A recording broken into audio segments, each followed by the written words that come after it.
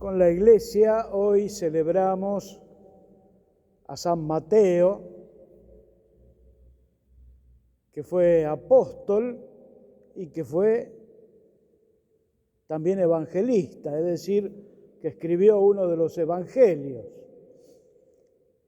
Y vamos a tratar de meternos un poquito allí, también recordando que hoy es un día que recordamos el paso de la naturaleza a la estación de la primavera. Hoy comienza la primavera, que también era muy subrayado en las fiestas que tenían los pueblos como el pueblo de Israel, especialmente porque marcaba la fecha del comienzo de la vida, recordando las cosechas, recordando cómo los ciclos estos que tiene la naturaleza, de alguna manera influían en la vida de cada uno de los israelitas y de todos los pueblos. Entonces tenían algunas celebraciones donde se recordaba especialmente esto. Yendo a Mateo, tenemos que descubrir que este santo quizás sea uno de los más controvertidos dentro de los grupos de los 12, justamente porque su trabajo, a lo que se dedicaba, era para los israelitas una ofensa. Era como considerado un traidor, un hombre que todos de alguna manera rechazaban, porque era un cobrador de impuestos. Y ser cobrador de impuestos en estos tiempos significaba que recaudaban no para el pueblo de Israel, para los gobernantes, sino que recaudaban para Roma, porque eran esclavos de Roma. Entonces había que recaudar impuestos, especialmente en las zonas fronterizas, que Mateo tenía allí su trabajo, y entonces era mal visto por todos.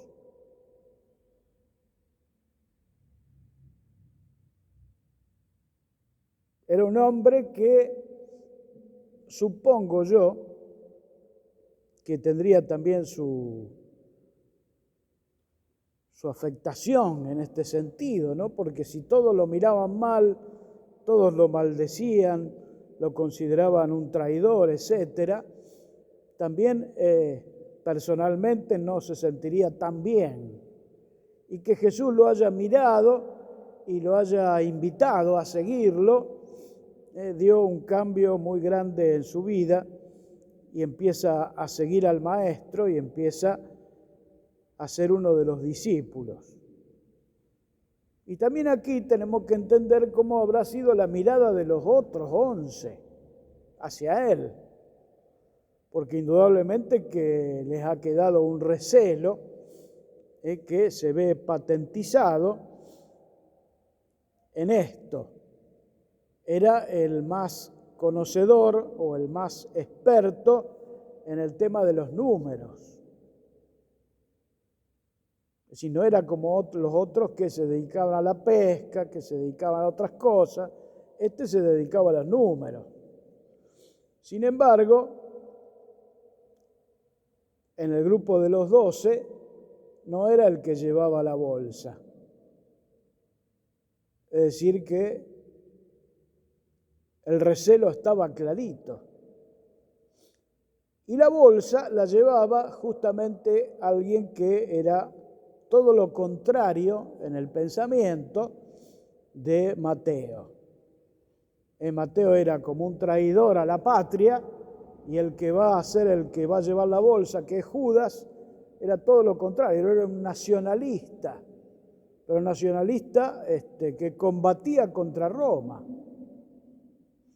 era del grupo de los llamados los celotes, junto con otro más del grupo de los 12. Eran los celotes, que habían sido llamados, pero eran gente que trataba de hacer todo lo posible para destruir a los soldados y a las autoridades romanas. Y la paradoja es que aquel que se consideraba más nacionalista y más proclive a la defensa de Israel fue el que traicionó a Jesús, no el que llevaba el conocimiento de los números y que era aparentemente traidor. Realmente el traidor fue otro, el que se consideraba menos traidor. Bueno, vamos a ir a lo que nos interesa más aquí. Jesús y su vida son escritas en este evangelio que va a dejarnos Mateo y que se lo va a dirigir especialmente a los descendientes de Israel, porque hay muchos dentro de los israelitas que se van a convertir en cristianos. Y entonces son un pueblo que conoce las tradiciones de Israel, son un pueblo que conoce las oraciones, que conoce las tradiciones, que conoce todo lo que es atinente a la historia de Israel, porque son parte del pueblo de Israel. Entonces van a ver en la lectura que se hace del Evangelio de Mateo que permanentemente hace apelación a cosas del Antiguo Testamento. Recuerden que se les dijo tal cosa, o como dice la Escritura, y relata temas del Antiguo Testamento, cosa que los otros evangelistas no hacen porque están dirigidos a comunidades que están todas mezcladas, o sea, no solo tienen israelitas entre ellos, sino también paganos de distintos lugares. Aquí las comunidades que Mateo les dirige el Evangelio son casi todos israelitas convertidos en cristianos. Esa es una característica muy clara del Evangelio de Mateo.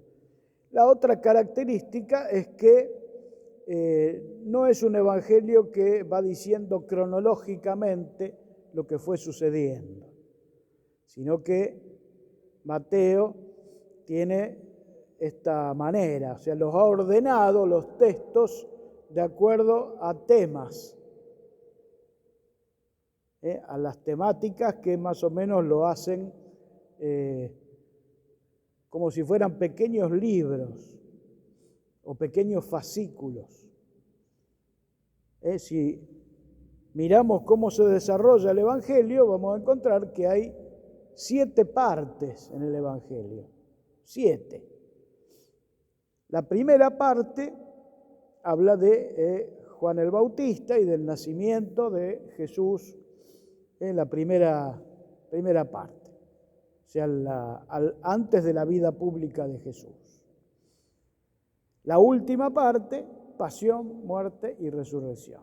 Eso está clarito. Y en el medio hay como 5 fascículos, cada uno con su temática. Todos hablan del reino de Dios, pero desde distintos ángulos. La primera parte, la nueva ley del reino. Allí está el sermón de la montaña. Allí está las bienaventuranzas. Allí está la oración y la oración de Jesús, que es el Padre Nuestro. Es decir, estamos ahí, la nueva ley del reino. Primera parte. La segunda parte de estos 5 libros del medio nos hablan de esa nueva realidad que va a ser discípulos, los discípulos de Jesús. Este nuevo pueblo de Dios. Hay una tercera parte que es como la parte central, donde están las parábolas y los milagros. Después viene la cuarta parte, que es más el tema de la iglesia, esta nueva realidad, donde vamos a encontrar, por ejemplo, que Jesús deja a Pedro como la piedra fundamental de la iglesia, donde se apoya, y a Pedro lo pone como aquel que va a ser justamente la piedra fundamental. Tú eres Pedro, sobre esta piedra edificaré mi iglesia. Y la última parte, la quinta, antes de llegar a justamente la pasión, muerte y resurrección, nos habla del fin de los tiempos.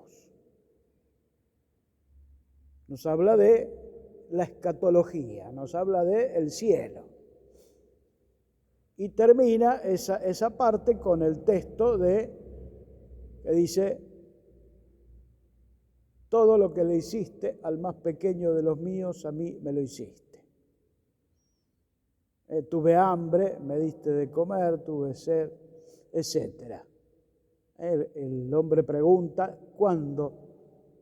Entonces dice, todo lo que le hiciste al más pequeño de los míos, a mí me lo hiciste. Es decir, Mateo arma el Evangelio de acuerdo a los temas. Y allí va insertando entonces las anécdotas, va insertando los hechos, va insertando las enseñanzas, los milagros, las parábolas. Entonces el Evangelio está estructurado de esa manera. No es como Lucas, que es más histórico, y Marcos, que de la misma manera nos van narrando cómo ellos recuerdan los hechos, cómo sucedieron. Otra cosa más de Mateo es que tanto Marcos como Lucas a Mateo lo llaman Leví.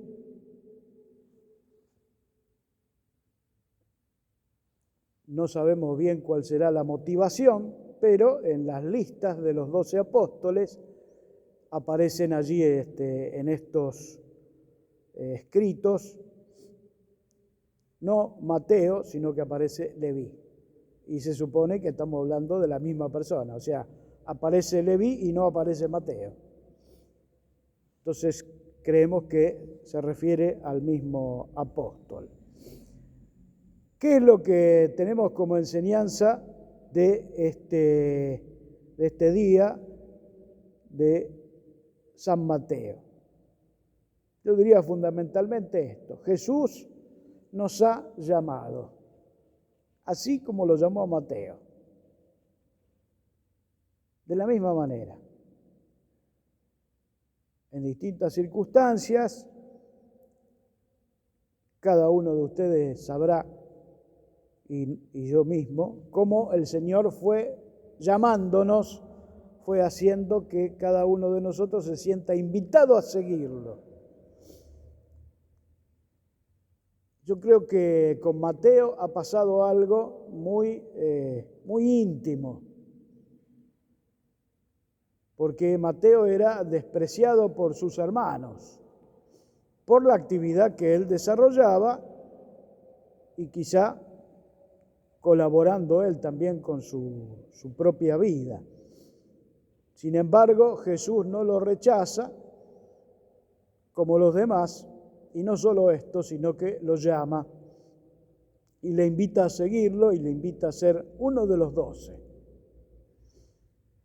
Bueno, Jesús nos ha llamado en medio de la realidad que vivíamos, que teníamos, y nosotros le hemos respondido de alguna manera, y hoy es como que a partir de la vida de este santo nos invita a cada uno de nosotros a renovar ese seguimiento.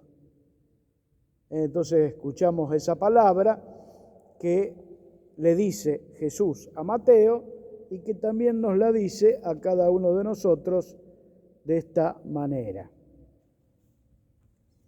Jesús vio a un hombre llamado Mateo que estaba sentado a la mesa de recaudación de impuestos y le dijo, sígueme. Él se levantó y lo siguió. Renovemos esa entrega.